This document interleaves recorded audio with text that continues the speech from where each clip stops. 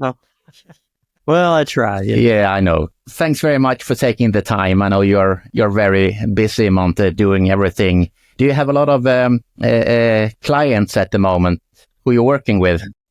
I don't know if I'd call them clients, but I'm just in the mode of just doing a lot of writing and just trying to record a lot of stuff. And then as I write, usually I think, wow, this might be good for so and so, or that might be, it's kind of work it the other way. Do you have any special plans for your writing? Do you have any certain artist over the seas in mind?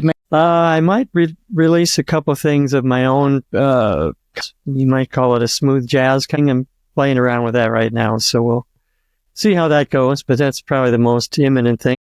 Yeah, I know. But I'm eventually going to do a record of my own at some point here, cobbling it together here and there. Great. No, I know you have done one album, and that was typically smooth jazz. Yeah, it's kind of a pop thing, a departure from what I guess people might normally expect. But yeah, that was about 25 years ago, probably. Feels like another lifetime. Are you looking forward to do something else? Release material of your own? Do I look forward to it? Yes, to release an album. I think so. It's always been something on the back burner, in the back of my mind that, this business is changing so much these days. It's just, you have to rethink of how you approach things, because it's just so different from even 10 years ago. It's all streaming now. It's all that kind of stuff. When we spoke the last time, Monte, you made me think, actually, because you told me that, which is very true, that today there are no space for long intros in songs. The audience today, they need to feel the music almost instantly, and that must be a big change, I think. Yeah, I think so. I mean, I suppose things cycle around. You go back to the 60s and the songs were 2.5, 3 minutes long a lot. Then I think, we got into the 70s and we had the 6-7 minute songs sometimes we play on the radio, and now we're back to some real short stuff, I suppose having to do with the internet and people's attention span. So yeah, well, things change. What's your feeling about this new era when it comes to technology and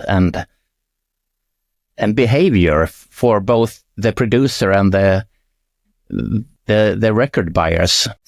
I think, there's some amazing technology out there. Technology always has, it can be used for good and can be used otherwise, and I've just been hearing more from my buddies about some of this AI stuff and how, you can start writing songs through just AI, and with having little or no musical knowledge, you just type in some things. And, if you use it as a tool for writing, I suppose it can be beneficial, but then there's, all these people are going to try to just write songs through an AI software, and that's just, between that and streaming, and, streaming is good in the sense that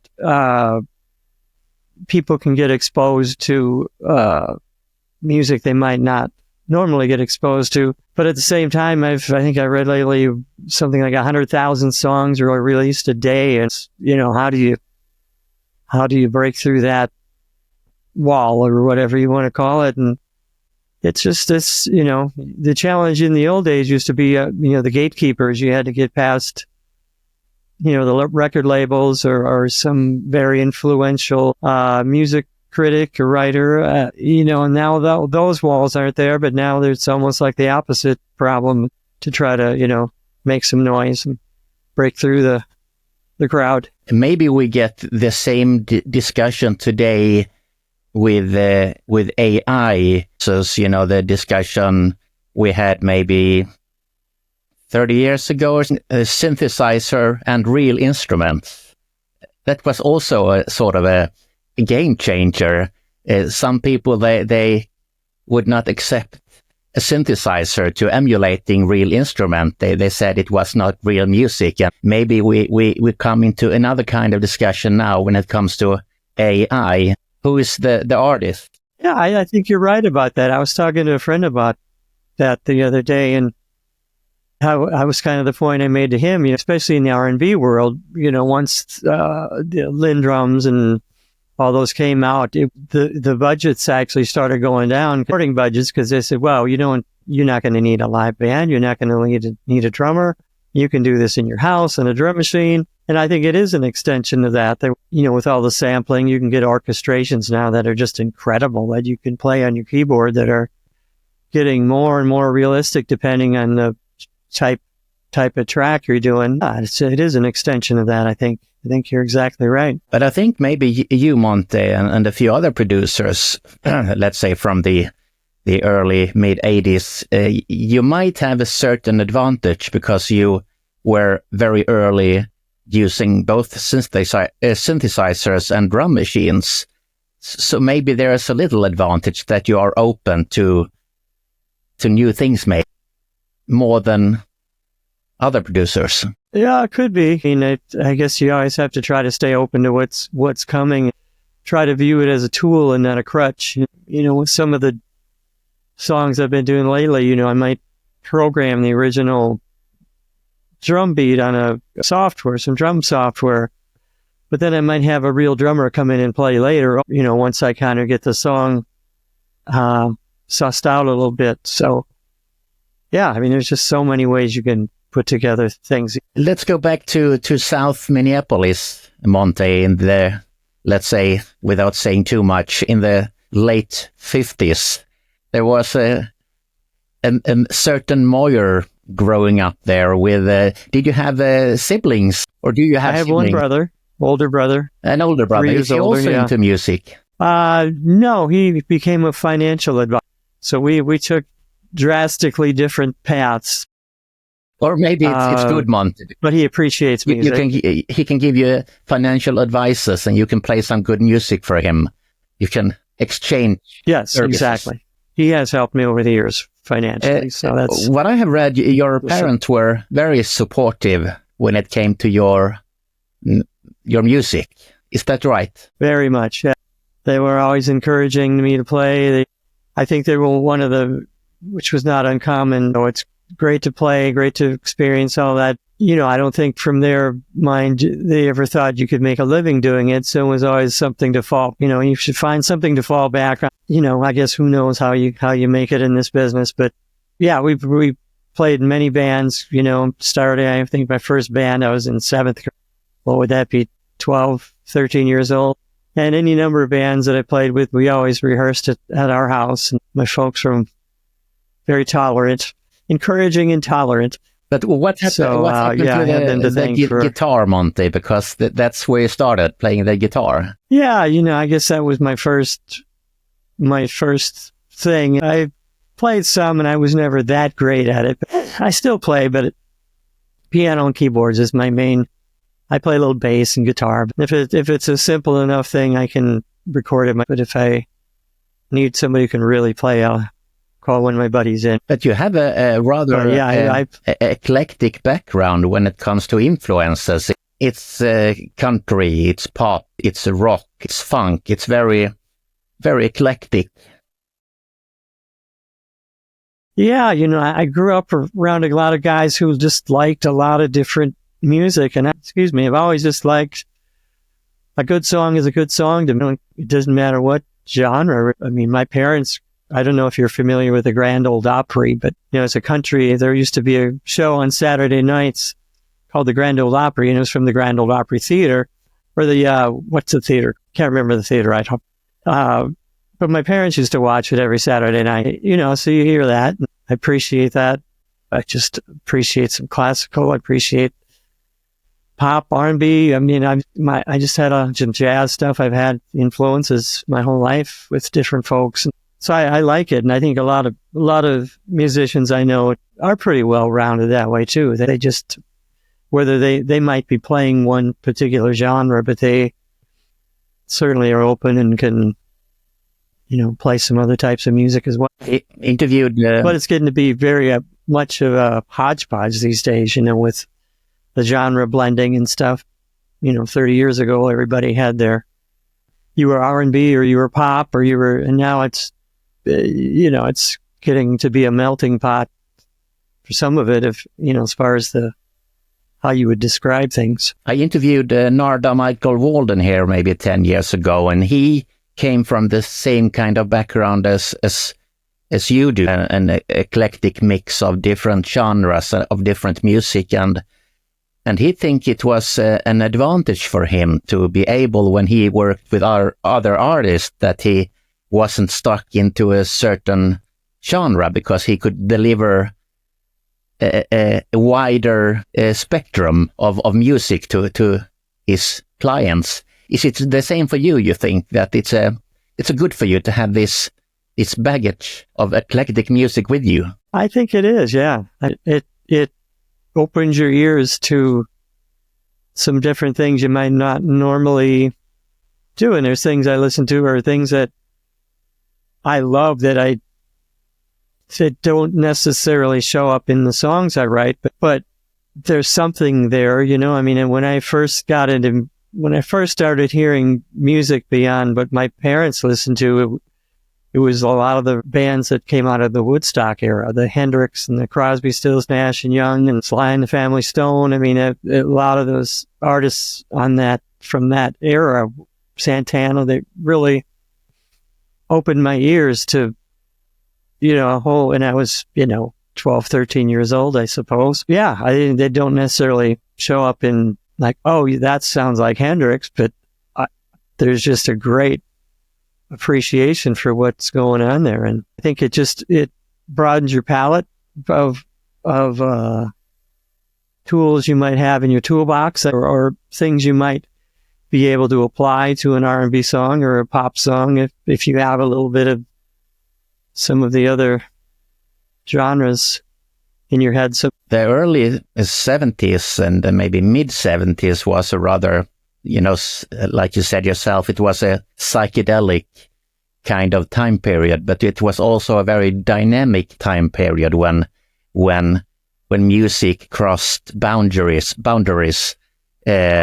between maybe a black person and a white person. It became a more, I can't describe it in words, but I think you understand what I mean. It's sort of a loving, caring, dynamic, and probably very exciting period to grow up in, if you have a certain age. It was, yeah. And I think it showed up in the concert billings. You might have, I know in some of those shows, out west in particular, they would have Tower Power with Miles Davis, Crosby, Stills, Nash and Young, with Joe Cocker.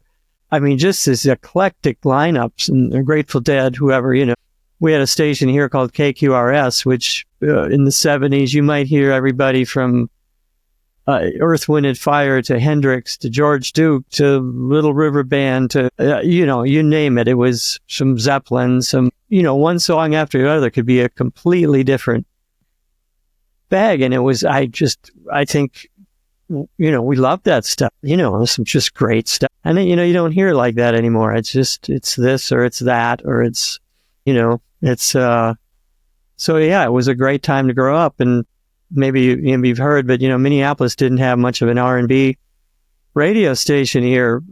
KQ had some, but we had no true R&B music here. I mean, other than this little tiny station in North Minneapolis called KMOJ, but it had a very limited distance you could hear it. You had to be within half a mile or something to even get it. So, it was a real eye-opener to me when we started touring with the time, and we'd go to all these other, Chicago, Detroit, New York.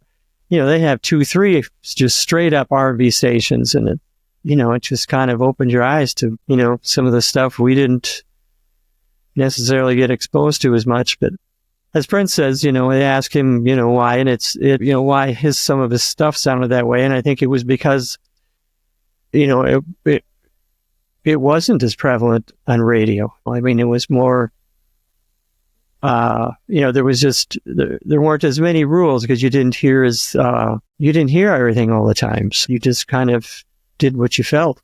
I mean, we're talking about the Minneapolis Sound, and I know that you have been giving credit to Prince for creating this sound.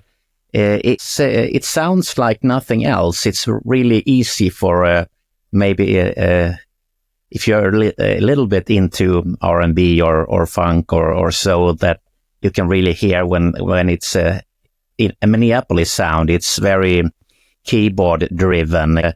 It's a rock and it's funk, and it's a very special sound. But do you think that you and the rest of the guy in the time as well did your part to evolve the sound, or you claim that Prince is the only architect? I would look at it this way.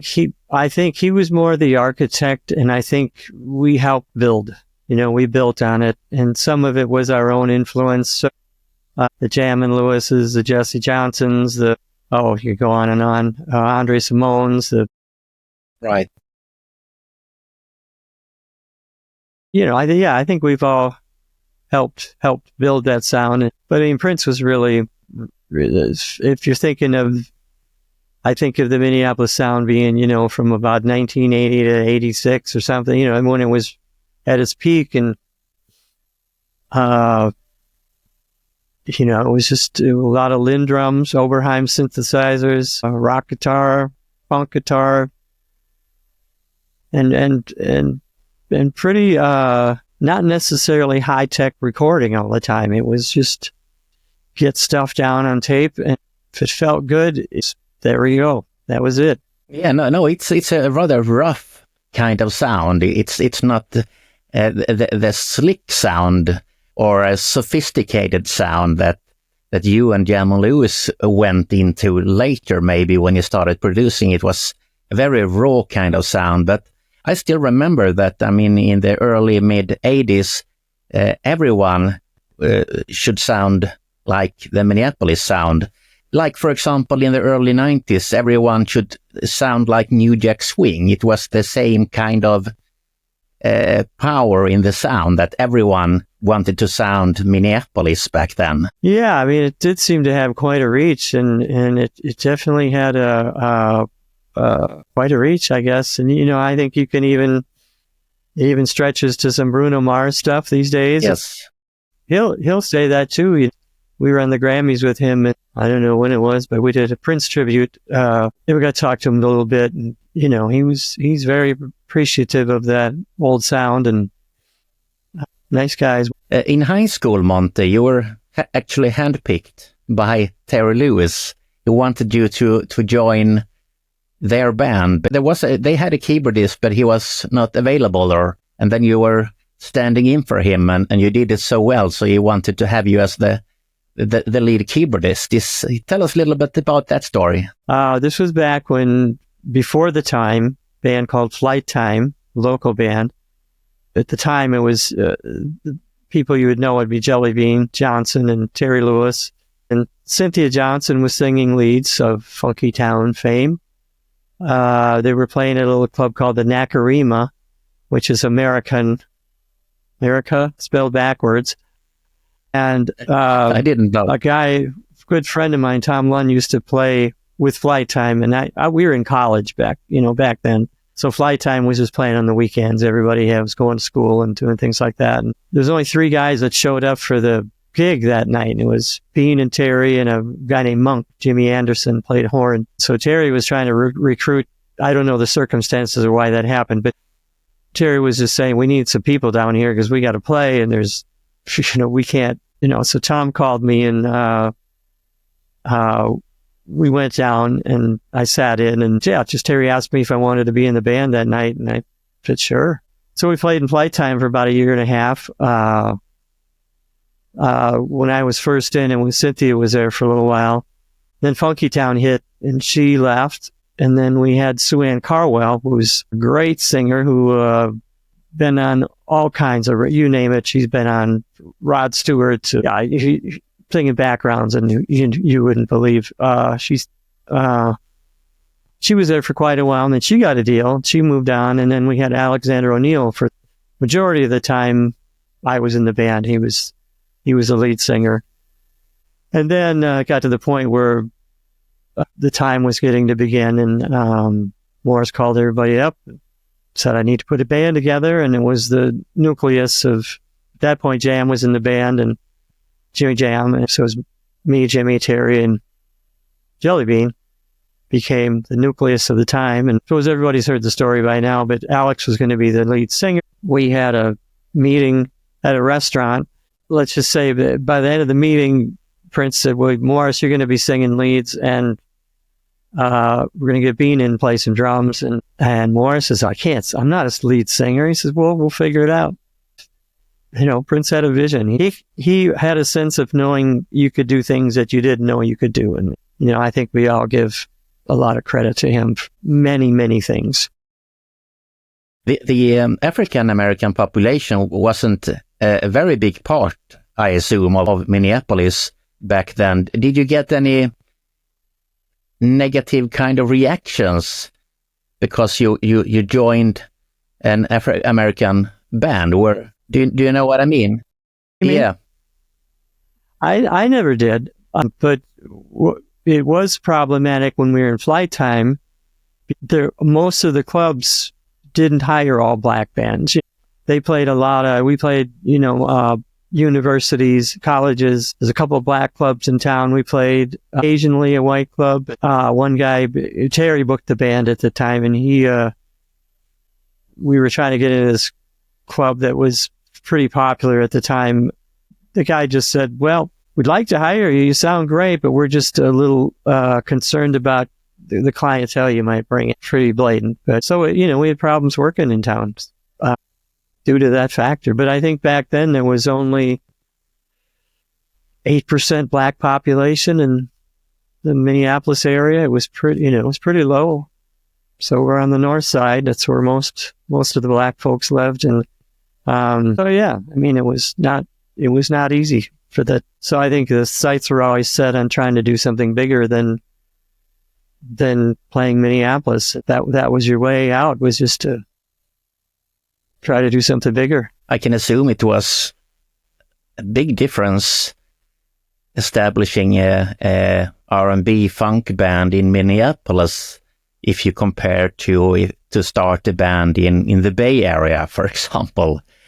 I think it's a rather impressive journey you have done, and all the other guys, to out of nothing actually create something very unique and very big, and really to put Minneapolis on the map.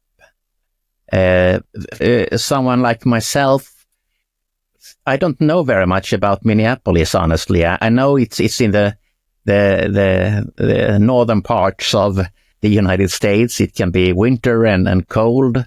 You and the guys comes from there, and Prince, of course. I don't know very much about Minneapolis. Can you just tell us a few short things, Monte? What's special or unique with Minneapolis? It gets cold here. I don't think it's unlike where you're at. Attitude, I think we're pretty similar. Northern Minnesota gets pretty cold. We're a lot of snow here usually. Recent years, not so much. Things are changing, but growing up, lots of snow, lots of below zero days. Minnesota it's changing, but growing up, it was the whole state was fairly white. I think it was immigrated by many Scandinavians originally, German Scandinavians. Huge hockey state. You play hockey, Junior told me. Yeah, I do. Not as much as I used to, but I played in high school and a little bit in college.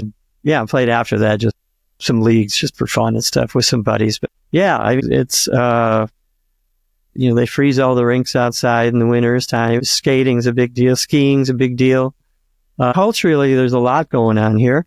Minneapolis is pretty culturally hip, even more so than it was. The arts are good here. There's good museums. Some people think, back in the 70s and 80s, as far as the music business, people would think, well, you don't record in the Midwest. You don't, you have to go to LA to make it or go to New York to make it. And there was some truth to that. But I think when people got here, they, surprised at how, they're not just flying over some farmland, You have been loyal. Like, for instance, when Jackson did her first record here, the label wasn't too keen on her flying, and I don't know if she was too keen on, doing the record in Minneapolis. Terry said, well, when you come here, you won't have any distractions. You won't have your friends. You won't have you won't be thinking about anything but making a record. And I think she agreed with that once she got here. You come, do your work, you just focus on what you're doing. Yeah. But I think from in the 80s, things started changing that way, where labels were much more open to having, doing recording here and because there were some great studios here. And then of course, Paisley Park got built in the mid 80s, and a whole nother level of recording. And for a while, anyway, it was open to the. We should not dig into Prince, because for me, from the outside, it seems like sometimes when a huge artist passes away, everyone loves the person. How was your relation to Prince on a personal level? Did you have a personal kind of relationship, or it was just the music? To a point, it was personal, but I don't think I was much different than most of the other people in the camp. I mean, it was really about the music, and you might have a little thing here and there with him, but he lived and breathed what he did. You didn't have a lot of, well, how are the kids doing? How's the wife doing? More, I got this song, or we're going to go do this, or we're going to do that. It's just all he did. At least, around my time with him. I think we all pretty much remained friendly. I mean, we had ups and downs over the years with ins and outs, as everybody does. Last time we saw him, he invited us to come out and play Paisley. And this was, I don't know, it was the year he died, I guess. Can't remember that. Don't remember the year. Would you remember what year? I don't remember years well. But anyway, we played it, and he loved it, and we had fun. He died a couple months later. So at least I think we ended on a positive note. Did you experience any problem with drugs or anything like that? Or he was always, because the rumor said he was very, a healthy kind of guy. He ate good, and he was exercising. There were maybe things in the background that we don't know about. But were you aware of anything like that? In my time around him, I wasn't aware of any of that. He might have a glass of wine or something, but I didn't know anything about it. And I think a lot of people much closer than I didn't know anything about it. I think he hid things pretty well, and I think things just caught up with him after a while. It's tragic. He changed the course of a lot of people's lives. Did a lot of good for people. He's a complicated guy. He could be great, and he could be not so great. But it was all about the music. When Gemma Lewis worked with the SOS band in Atlanta, and everything with the snowstorm thing, and Prince fired them, and then you left the time short after that. Was it Jimmy or Terry who asked you to join them to produce, or what happened for you? We did that. They missed that gig in San Antonio, Texas, and we finished the tour. We had another month or two of touring, and shortly after that, Terry and Jimmy got fired. And honestly, the end of the second tour wasn't a whole lot of fun for a lot of people. Things were just getting, it just wasn't pleasant in a lot of ways. And I was thinking about leaving. And then once they got fired, I thought, well, I think I just got to go. And this was right before Purple Rain. I think I went to one of the Purple Rain rehearsals and just decided, I told Prince, I think I'm going to leave. And I did. So I went home and just wrote. I had a little 4-track recorder, and I didn't know what I was going to do. And I just wrote songs and just writing songs, at least a dozen, 15, 16 songs. And I don't know, 9, 10 months, something. I knew Terry and Jimmy were in LA, and they were starting to get some work with Climax and SOS and Reel to Reel, some of these bands. And Clarence Avant was, kind of taking them under his wing, and they started to get enough work where they were really busy. And Terry called me and said, we got more work than we can handle right now, more projects. Do you want to come out, or you want to come out and produce some stuff? Sure. It wasn't in my mind consciously like, oh, I want to be a producer necessarily. I just like writing songs more than anything. So I went out and we started doing stuff. This is kind of before we even started. They started producing. Leon Silvers was working with Gladys Knight. And Terry just said, "Do you have anything for Gladys Knight? Leon's looking for stuff." So I sent him a track, and it turned into When You're Far Away. Terry wrote the lyrics, and so that was really the first tune I got on the record. Unfortunately, I didn't get credited, but I think at this point I have it. Leon apologized to me at some point. He said, "Oh, it happens once in a while. The people doing the credits don't get it all." But anyway, so at that point I started working with them, and I worked with them for about a year and a half. Just working on projects they had, basically. They would do their songs, and they'd say, "Okay, we got 6 songs and whoever, and here's, you take 2, and you go, I'll do what I do." They go do what they do, and they'd come in and, listen, and sometimes add a little part or something, and I'd add something on backgrounds or something, what they wanted, and just kind of went from there. One thing I don't understand is that, Prince, he fired Jeremy Lewis, and before that maybe Alexander O'Neill, but he was never part of the band, but he was in a way managing the band. What was Prince's role in the time concept? Because he was not a part of the group as a musician. It was basically his group. He went and got a production deal with Warner Brothers and recorded a few songs on Warner Brothers and said, "I got this band," and they liked it. So then they put a band together. It was Morris's or Prince's band, but Morris was in charge of the band. But at the end of the day, it was Prince's band because, we all got paid out of Prince's production company in the beginning, and any big decision was really made by Prince at that point. And that's part of the reason why it didn't last. He created this thing, and at the same time, because it was so constricting, it couldn't keep going, because he was very much a control freak at that point. Where there's been comments, he wanted to make, back then, he was hoping to make Minneapolis like a new Motown. That's what he said at some point, when he had his own label. And I think in hindsight, I think he could have had more success if he would have let people have more reins, but he wanted to be so in control of everything, but because he had some great people around him. But that's not to diminish anything he did. The guy's a genius. But he was also money driven, or was it success driven, or how would you put it? I think all of the above, but I think he really just wanted to be a rock star for the ages. He wanted to be the next rock icon. And I think every move he made, particularly back then, was geared towards becoming that.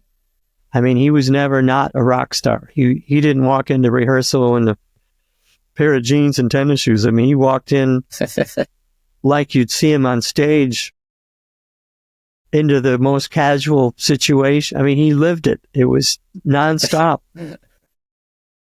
But he did it. He became a rock icon. Yes, very much so.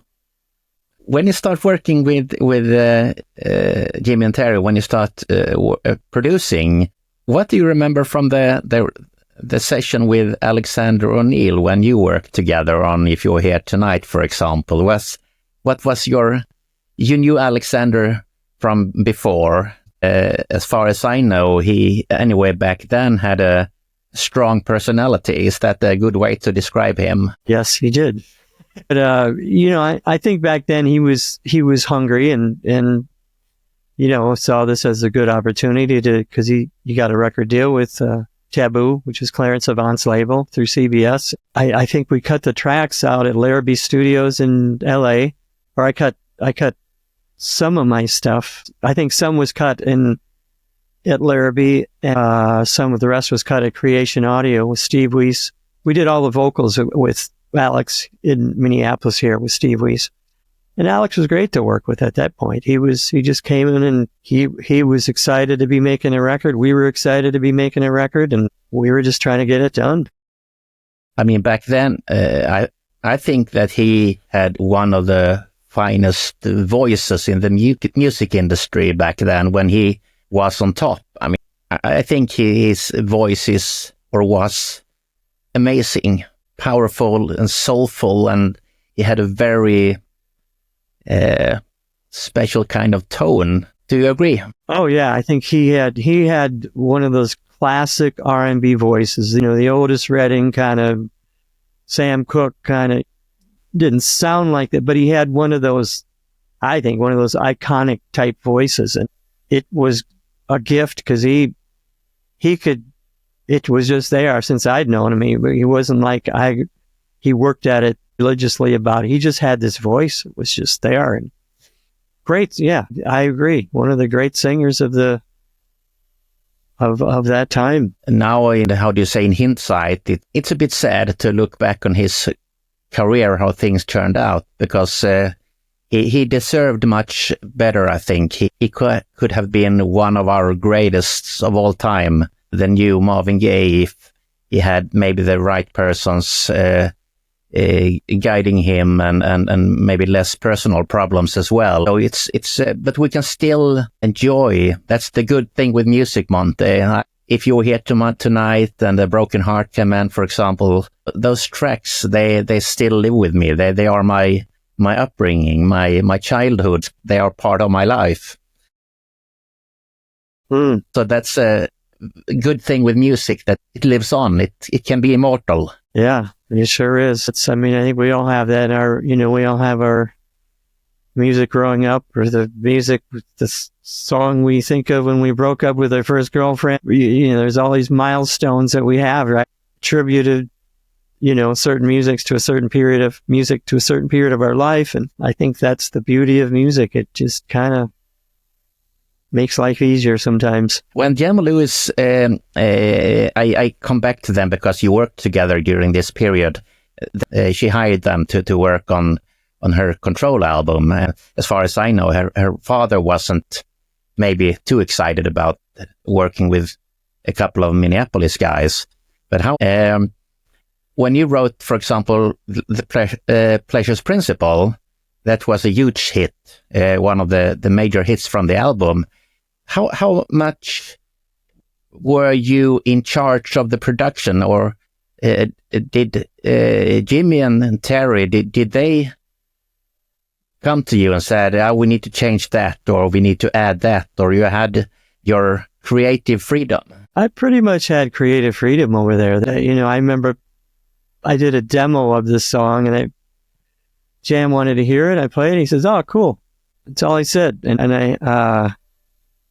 So I would just go record, and they would record. And as songs were getting finished, it might be, hey, you want to do some backgrounds on this, or it might be a synth part added here and there on either way. But with the Janet thing, I had the demo, and I had met her on a Friday night, and I just sang a little rough of it. And I said, "Here you go." Okay. And she went back to the hotel, and she came in Saturday and, just knocked it out. She just had it for overnight, and then my Sunday we did maybe a little more singing, but more kind of ad libs, and just kind of finished a few things off that we hadn't quite, and that was it. And we mixed it. I mean, she was great to work with. I mean, just fully prepared, fully in there. She's a good singer. She has a lighter voice, but she's a good singer. Yeah, she's very really secure on her tones.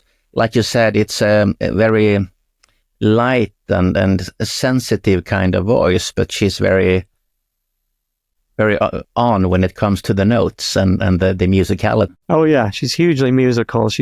I think she's a little underrated sometimes when they, it's just, I think she was great.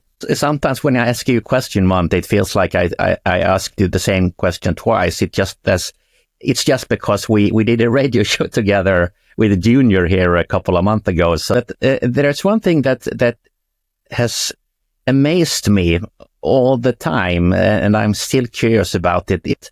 When you became part of the, flight time production crew for a year or two or something like that, the stuff that you did and the stuff that Jimmy and Terry did, they work so well together. I think we can talk about the flight time sound, no matter if it came from you or it came from Jam and Terry.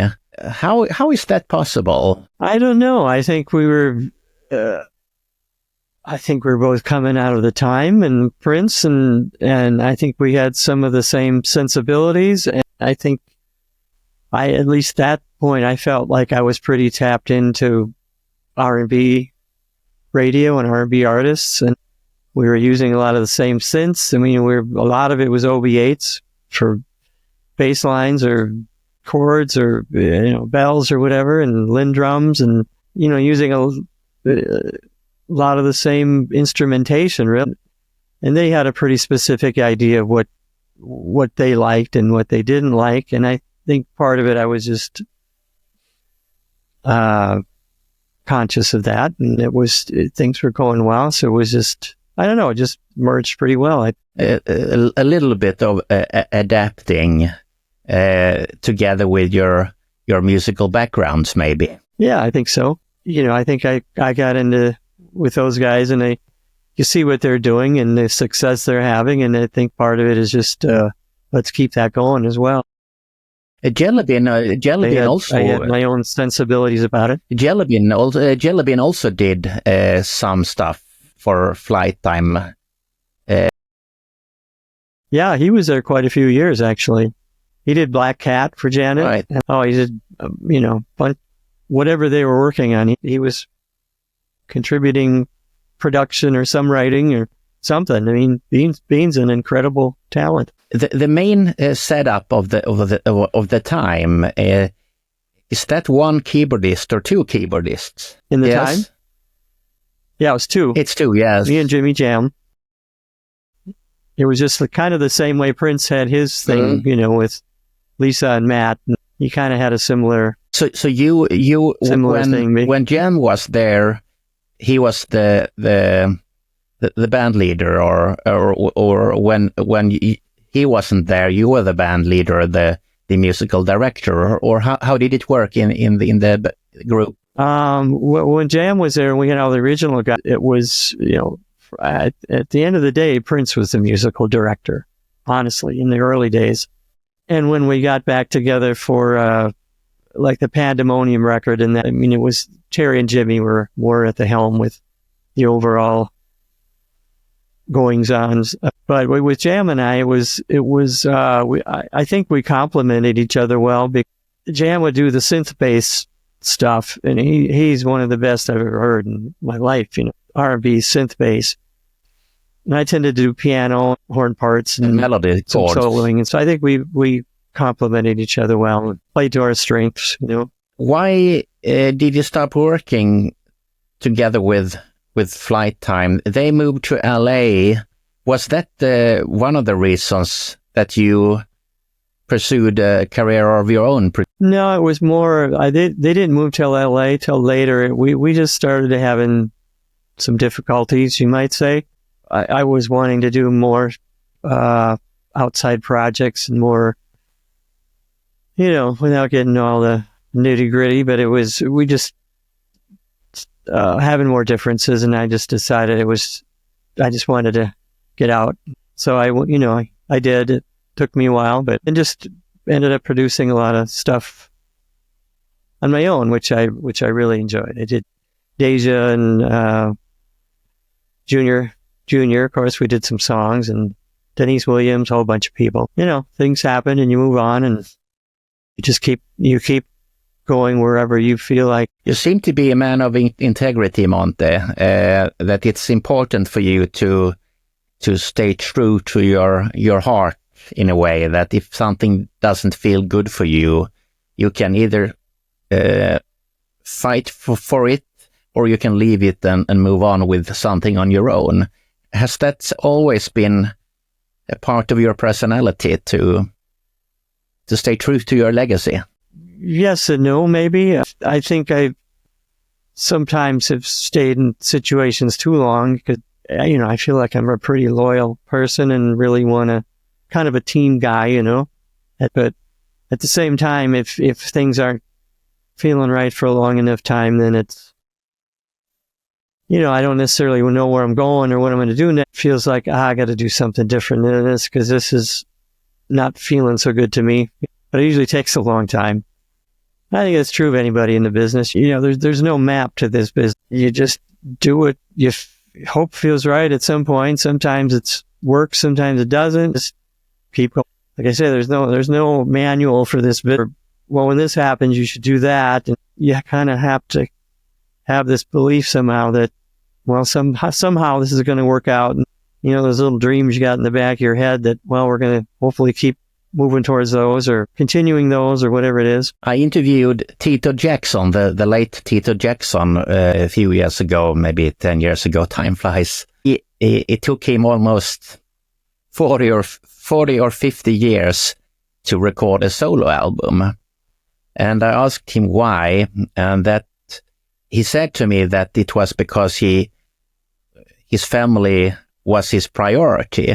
Are you also a family father first, Monte? I think, yeah. Who did you say said this? Tito Jackson, the Jackson family.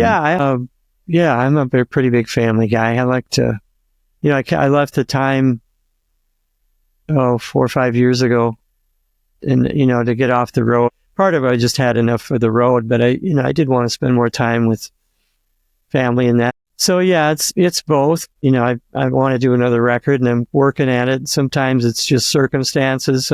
You're busy doing other things. I don't know. It really depends. But yeah, family is very important to me. And you reunited with the time for the Pandemonium album.